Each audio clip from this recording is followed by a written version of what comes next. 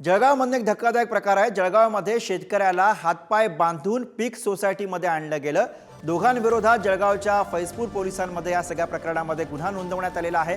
वांग्याचं झाड उपटल्याच्या आरोपातनं बांधून सोसायटीमध्ये आणलं अशा स्वरूपाची माहिती समोर येते। जळगावमधला हा सगळा धक्कादायक प्रकार आहे आणि त्यामुळे अर्थातच खळबळ माजलेली आहे। शेतकऱ्याला हातपाय बांधून पीक सोसायटीमध्ये आणलं गेलं आणि याच विषयीची अधिक माहिती घेऊया। प्रतिनिधी नरेंद्र जोशी सध्या आपल्या सोबत आहेत। नरेंद्र, काय नेमका तपशील या सगळ्या प्रकरणाचा समोर येतोय? अत्यंत धक्कादायक असा सगळा प्रकार दिसतोय।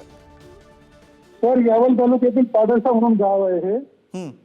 या गावामध्ये 61 वर्षीय शेतकरी आहे सुरेश नामदेव कचरे यांचा गट नंबर 12-37 नंबरचं शेत आहे। बरं, त्याच्याच बाजूला रमेश दशरथ बोरले यांचं पण बोरसे यांचं शेत आहे। दोघांचा बांधाला बांध लागलेला आहे। सकाळी सुरेश हे काम करीत असताना गुरुवारी त्यांना बांधावर वांग्याचं रोप दिसलं, त्यांनी उपटून फेकून दिलं। बरं, याचाच राग रमेश बोरसे व त्यांचा पुत्र प्रकाश बोरसे यांना आला।